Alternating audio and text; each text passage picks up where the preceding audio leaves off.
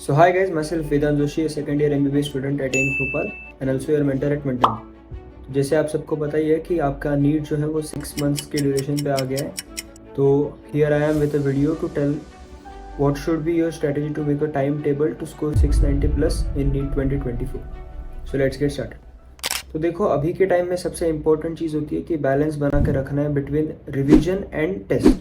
तो आपको दोनों भी चीज़ें इक्वल टाइम देके आपके टाइम टेबल में इंक्लूड करनी चाहिए. अलॉन्ग विद दैट जो आपका कुछ थोड़ा बहुत बचा होगा सिलेबस, वो अभी तक के टाइम में आपका मेजरली जो भी सिलेबस है वो हो गया होगा. तो आपको बस अभी रिवीजन पे और उसी टॉपिक को जो आपने किए हैं उनको और स्ट्रॉन्ग करने पे और question practice and paper solving, इन सब पे आपको ये जो है टाइम अभी डिवोट करने के लिए ज़्यादा ज़रूरी है.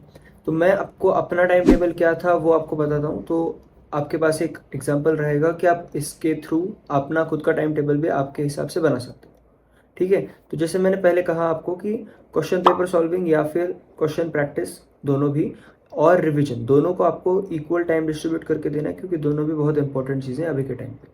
तो फर्स्ट ऑफ ऑल मैं डे वाइज मतलब टाइम वाइज बताता हूँ कि कैसे क्या करता था मैं. तो मैं सुबह करीब 7:30 तक उठ जाता था. तो 7:30 तक उठने के बाद 8:30 बजे तक मैं पढ़ने बैठ जाता था. तो 8:30 बजे से लेके फिर मैं 10:30 बजे तक पढ़ता था और 10:30 से 11 ब्रेक लेता था और फिर 11 से लेके 1 बजे तक पढ़ता था और फिर 1 से 2 मेरा लंच ब्रेक रहता था.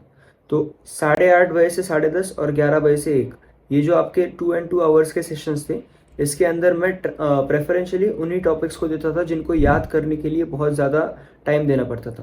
क्योंकि मेरा ऐसा था कि सुबह मेरे को जल्दी याद हो जाता था, तो मैं सुबह के टाइम पे उन्हीं टॉपिक्स को देता था जो याद करने के लिए ज़्यादा टाइम मांगते हैं, जैसे कि बायोलॉजी हो गया, इनऑर्गेनिक केमिस्ट्री हो गया. तो इनको मैं सुबह के टाइम में करता था. और उसके बाद फिर 1 से 2 लंच ब्रेक के बाद फिर 2 बजे से 5 बजे तक मैं 3 आवर्स के सेशन में या तो क्वेश्चन पेपर सॉल्व करता था या तो फिर मैं कोई भी क्वेश्चन प्रैक्टिस करता था. कोई क्वेश्चन बैंक से हो गया या कोई मॉड्यूल से क्वेश्चंस हो गया. अभी यहाँ पे एक मेजर फैक्टर क्या होता है कि जब अपन क्वेश्चन पेपर सॉल्व करते हैं तो फोकस्ड रहते हैं उस टाइम इंटरवल में कि उतने क्वेश्चंस करने, ये एंड वो एंड सब, टाइम प्रेशर वगैरह सब रहता है. बट एक इंपॉर्टेंट डिफरेंस या गलती अपन जो करते हैं वो है कि जब क्वेश्चन बैंक सॉल्व कर रहे हैं या फिर कोई मॉड्यूल सॉल्व कर रहे हैं तो ये चीज़ जो टाइम प्रेशर वाली होती है वो अपन नहीं लेते हैं. अपन क्या करते हैं, कितना भी टाइम लगने दो या फिर बीच में फ़ोन देख लिया एंड ये सब सारे डिस्ट्रैक्शंस के साथ अपन जब क्वेश्चन मॉड्यूल सॉल्व करते हैं तो उसी की वजह से अपने को पेपर में दिक्कत आती है. जब मैं स्ट्रांगली सजेस्ट करूँगा कि जो ये 2 से 5 का टाइम इंटरवल है इसमें आप हाईली एक्टिव रहें क्योंकि आपका एग्जाम टाइम भी वही है.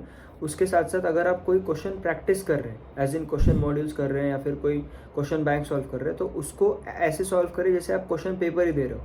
क्वेश्चन पेपर ही दे रहे हो मतलब टाइम लिमिट में सॉल्व कीजिए. आपको जैसे पता है कि आपको फिजिक्स के 50 क्वेश्चंस में से 45 सॉल्व करने होते हैं, बट 50 तो आपको देखना भी है ना एक बार. तो 50 क्वेश्चन फिजिक्स के, 50 क्वेश्चन केमिस्ट्री के और 100 क्वेश्चन बायोलॉजी के, ये तीनों आप ट्राई करो कि 1 आवर ईच में कंप्लीट कर पाओ. और बाकी का आपका बचा हुआ टाइम फिर आप एक सेकेंड राउंड या फिर एक आपको बचा हुआ टाइम जो आपको डिफिकल्ट क्वेश्चंस थे उनको देना था पेपर में. तो आप ट्राई करो कि 50 क्वेश्चन फिजिक्स के, 50 क्वेश्चन केमिस्ट्री के एंड 100 क्वेश्चन बायोलॉजी के 1 आवर ईच में सॉल्व कर पाओ. तो इसकी आदत आपको तभी होगी या इसका प्रेशर आपको नहीं आएगा एग्जाम में जब आप रूम पे बैठ के अपने टेबल पे उस चीज़ को प्रैक्टिस कर रहे होंगे. और यही एक चीज़ है जो बहुत ही मुझे लगता है कम लोग सॉल्व करते होंगे, ऐसे टाइम बाउंड प्रैक्टिस, जो मैं हमेशा अपने सेशंस में कहते रहता हूँ कि टाइम बाउंड प्रैक्टिस किया करो. तो वो आपको करना है 2 से 5 बजे. उसके बाद फिर 5 से 5:30 बजे तक मेरा एक स्नैक्स ब्रेक रहता था जिसमें मैं स्नैक्स करते साथ अपने फैमिली के साथ भी बात कर लेता था, तो मेरा माइंड रिफ्रेश हो जाता था. तो ये बहुत ज़रूरी है कि आप बीच बीच में ब्रेक्स लो ताकि आपका माइंड रिफ्रेश होता रहे. उसके बाद फिर 5:30 से 8:30 तक मैं एक और रिवीजन करता था और फिर 8:30 से 9:30 में मेरा डिनर ब्रेक रहता था. फिर 9:30 से लेकर 12:30 बजे तक फिर मैं अगेन मेरा एक और सेशन था रिवीजन का. तो ये, और फिर उसके बाद 12:30 बजे मैं सो जाता था. फिर 12:30 से 7:30 7 आवर्स की स्लीप मोर देन सफिशिएंट होती है. तो ये मेरा एक पूरा शेड्यूल था. अभी ये शेड्यूल में एक प्रॉब्लम क्या है कि आपको कोचिंग करना है और मतलब आपका, मेरा कैसा था कि हमारा कोचिंग में सिलेबस ख़त्म हो गया था तब तक, दिसंबर तक. उसके बाद फिर मैं कोचिंग में रिवीजन लेक्चर्स नहीं जाता था, मैं अपना आप ही रिवीजन करता था. तो जो मैंने आपको शाम में 6 घंटे रिवीजन के बताए, आप उन 6 घंटे में रिवीजन करने के जगह कोचिंग का टाइम भी इंक्लूड कर सकते हो और फिर सुबह के जो टाइम है उसमें आप रिवीजन करो 2 आवर्स का। उसमें आपका रिवीजन में आपको जो याद करना है या आप जो बार बार भूल रहे हो वो चीज़ों को टाइम दे सको। और उसके साथ साथ आपका 3 आवर्स का जो है बीच में 2 से 5 में क्वेश्चन प्रैक्टिस भी हो रहा है। तो आप ऐसे रूटीन को अगर बहुत अच्छे से फॉलो करते हो और जो हाईली इंपॉर्टेंट टॉपिक्स होते हैं उन्हीं पे अभी फोकस करो। सारा सिलेबस लेके अभी बैठने की कोई ज़रूरत नहीं।